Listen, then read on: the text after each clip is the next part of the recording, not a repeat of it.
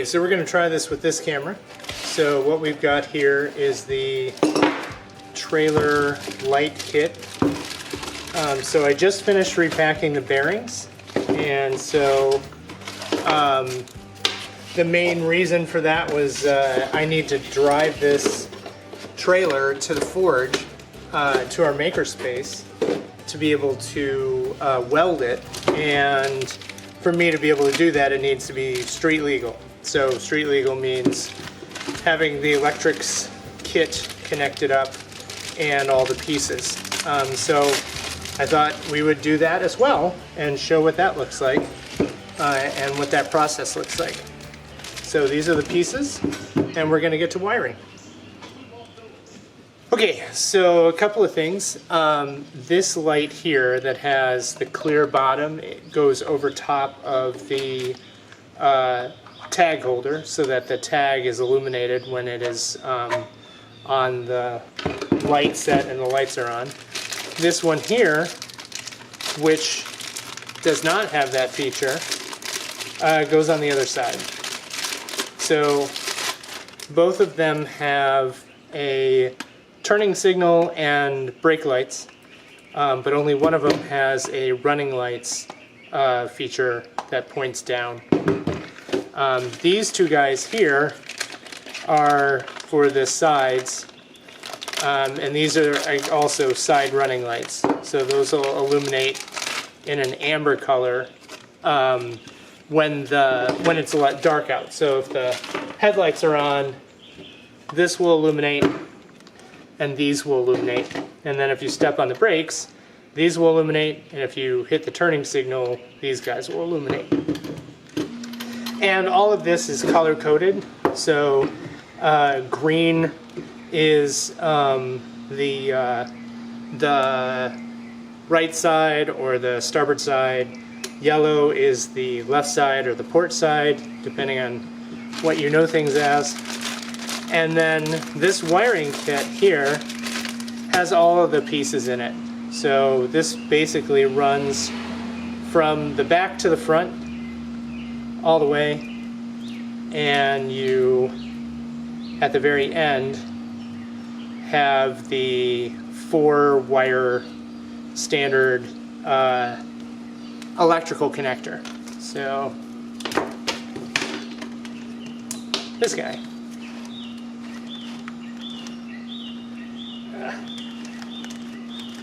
So we don't need this part because our vehicle is already wired up for this.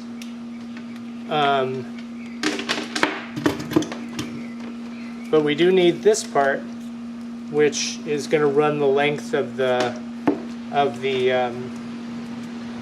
trailer, and so we'll go through that entire process. It's pretty straightforward.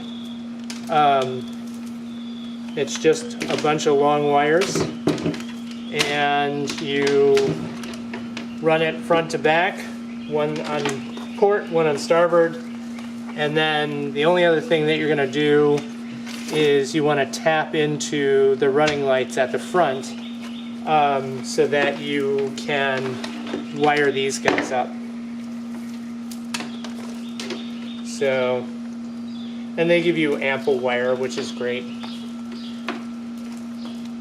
And I think, yeah, I think these have tap connections in it. So, yeah, so what's cool about these guys, the way that these things work, is that they sit on top of the wire. So when you use one of these, you just slide it onto the wire, and then you pop that down, and this forms a tap essentially on the wire. And so it lets you splice two wires together without actually cutting into them. So you'll use basically 4 of these, 2 for the port side running lights, 2 for the starboard side running lights, and then they give you a couple extra, it looks like. These clips hold the wires on. I don't like them a ton because they scratch the paint, and so it becomes a rust point. So I like to do something else. These wire nuts are fine to connect the wires together. I'll probably use them temporarily, but eventually what I really like to use are these heat-sensitive, watertight soldering joints that you can get on Amazon. So let's set this off to the side.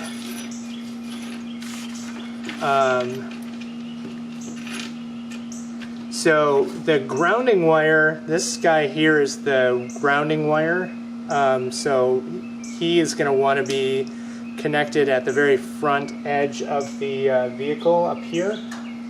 And I had a recollection that there was actually some sort of place for that. Let's see.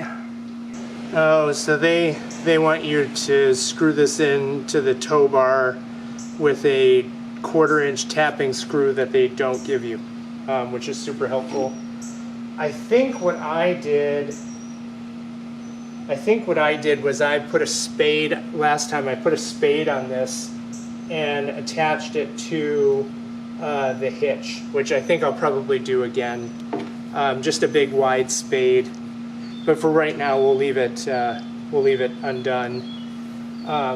So you want to give yourself, figure the grounding wire is going to be about there, so all of this together is going to be about here. So you want to start sort of feeding your wires from about here. So what I'm going to do is I'm going to use a little bit of painter's tape.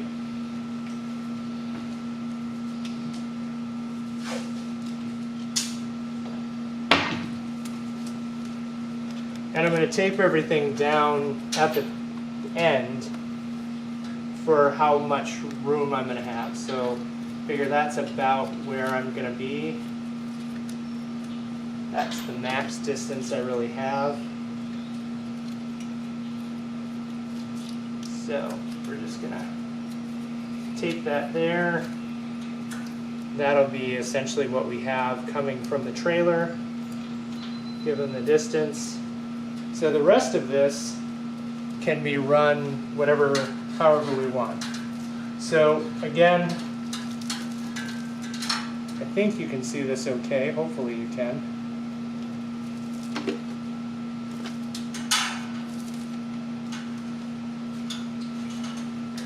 We're going to run the brown and yellow down the driver's side, which is also where the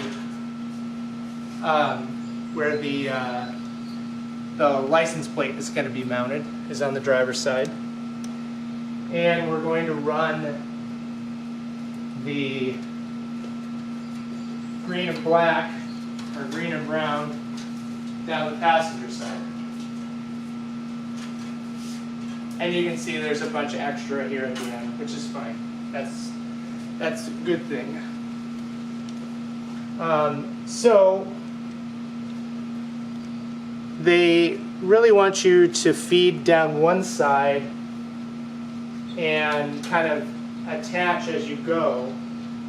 And if you're doing this as the folding kit, you want to make sure that you give yourself ample room here in the center, so that when you fold the trailer together, that you have enough slack for your wire to bend in the fold. If you don't, if you keep it really tight, when you try and fold it, the wire will break. So just give yourself maybe about, I don't know, I'd say probably about 6 inches of slack here in the center. You can always tuck it in a little bit nicer later, but definitely give yourself more slack at the beginning than at the end. So we're just going to feed this through and around. And the other thing I'm going to do is throughout this frame, there's holes. There's holes that we haven't used for anything. And I'm going to use zip ties to temporarily fix the wiring to the trailer. And the reason why is because first I have to take this apart to weld it, so I don't want anything too permanent.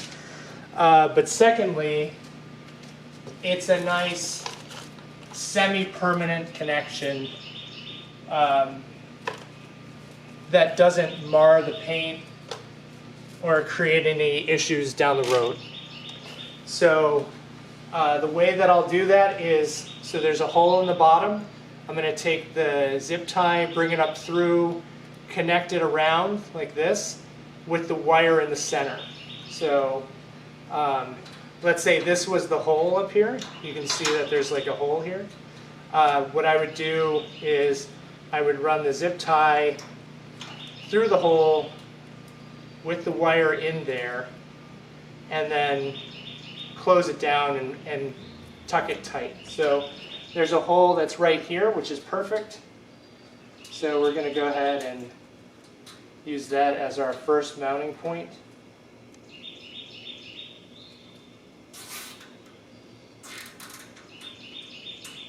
Perfect. And then we'll just nip the ends. So we're just cutting off the excess plastic on the zip tie. And that gives us a nice starting point.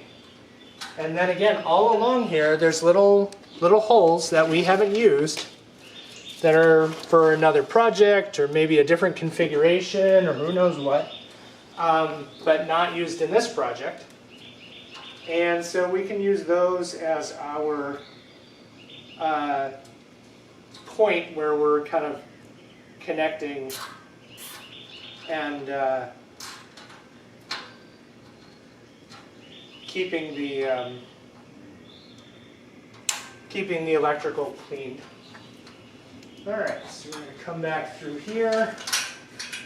So I'm just running it along the inside of the frame here, and we're going to come back to here. Now here, we don't have any holes in the bottom, but we have a hole up here at the top, so you might be able to see a little better what I'm doing. So I'm running down through the hole, catching the wire, and zip tying it together, like that.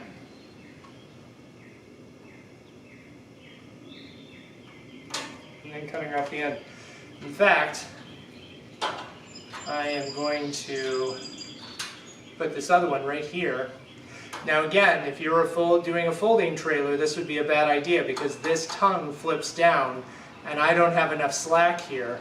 So you'd want to give yourself enough slack in these attachment points if you're using the folding trailer, the folding configuration to the trailer. I am not, so I can keep this wire fairly tidy, which is great.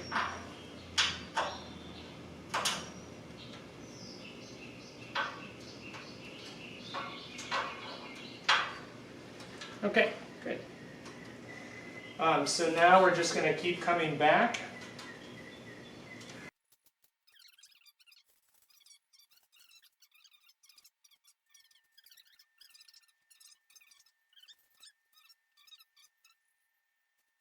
And that's it. Okay, so this is run and nice and concise. We're going to do the same thing on the other side, same way. But I'm going to finish off this side and then we'll switch to the other side because both sides are basically the same function. So what we want to do is we have two lights that are going to go on this side. We have one of the running lights and we've got the brake light. So the brake light gets mounted like this. The running light is going to get mounted like this on the side. You can see that there are two holes right here for screws, and we happen to have a handful of screws. Now, okay, so now you can see this a little better. So there's a small hole, there's a big hole, and a small hole. So what these align with is the wires are going to go through that big hole right there, and the two small holes align up with the screws. So that's what we want to be able to do. So we're just matching this here. Nice and tight. Looks great. Okay, so now we have these two wires here, and we've got this wire here. So let's pull a little slack through. Okay, so we've got this guy. So what we're doing here is we're connecting brown to brown, and in this case, green to white. Okay, so here I say that it's green to green and brown to white, and that's actually a mistake.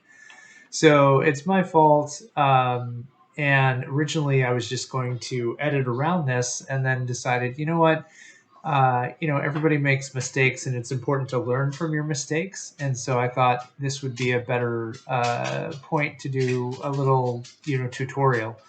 So the white is actually the frame ground, and brown actually goes all the way to the back. So the green acts as the turning signal, and the brown acts as the running light. And so it's essentially the positive for both of those running lights on the side, and then the green acts as the positive for the turning signal. The white gets grounded to the frame and completes the circuit, and so that actually has to get anchored. So one of the things that you see here is that I'm using the connector to tie the brown and brown together.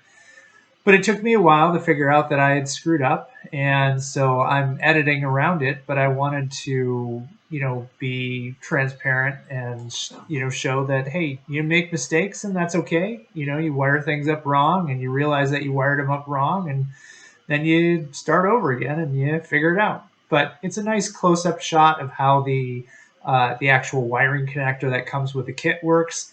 You can see that there's a blade that slides down in there that contacts the two pieces of brown wire and connects them together, so that you don't actually have to cut the wire. It sort of forms an inline splice to tie in the running light on the side, which is really handy. Okay, so once we have the brown line tapped for this guy, we need this one here is the ground. So what we need to do with this is we need to connect this into the trailer body. So the trailer body acts as the DC ground for the entire trailer. Now, I'm not a huge fan of this. I really like the idea of just running a separate wire as the ground wire throughout here, because every place that you cut through the enamel, it becomes a potential point where you can get a rust point. But we are going to do what the book says and show you what that looks like. So what we need to do is we need to tap into the frame. And so what we're going to do is we're going to give ourselves a little punch here. And we're going to take one of the screws and screw it into the frame. Alright, so that's our grounding point, and then we're going to use a self-tapping screw to go into that hole. Okay, so at this point we have a whole nother comedy of errors. I try and screw in a self-tapping screw, that doesn't work. I try and drill a hole from the top, that doesn't work. I drill a hole from the bottom, I miss the hole that I had tapped. I try putting a screw in, it pops off and breaks off. Now I've got half a screw in the frame itself, trying to figure out what I do here. So I ended up soldering the spade to the screw that's embedded in the frame, because that's, the best way to go about it. But I want you guys to see these screw-ups and these mistakes, because there's nothing you can't recover from. You really can just make it happen. Okay, so for the rear light, we basically have to do everything we just did. We need to tap into the green, we need to tap into the brown, and we need to mount the white to the trailer frame so that it's grounded. So we're going to do all of that down here. Okay, so all we do at this point is we bolt on the bracket that holds the light kit with some of the standard bolts that come with the Harbor Freight kit. And then we attach the actual light to the bracket. Just note that the nuts that come with this are not the nylock nuts, so they don't hold in place.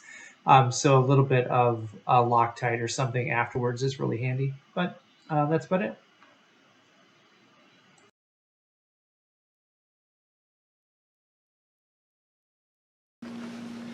Okay, so this one thankfully already has a hole on it, so we can just drill a hole in the frame. These two guys are basically just going to marry up to these two, so we're just going to come in here like that. We're going to cut this off here, and we're going to wire nut those two together. So what we've got here is a 1/4 inch galvanized nut. It probably came off of something like a refrigerator or an appliance of some sort. But that looks like that will work perfectly. It makes good contact. It's galvanized, so it's going to be weather resistant. So I think that will work for us for that. So there we go. Good shape. Okay, and so now we do the same thing to the other side. So notice that it's brown and yellow on this side instead of brown and green. So we go ahead and run the running lights, do the ground, put the bracket on the back, tie in the light kit, and go ahead and splice everything together, drill a hole for the grounding line, and tie it in.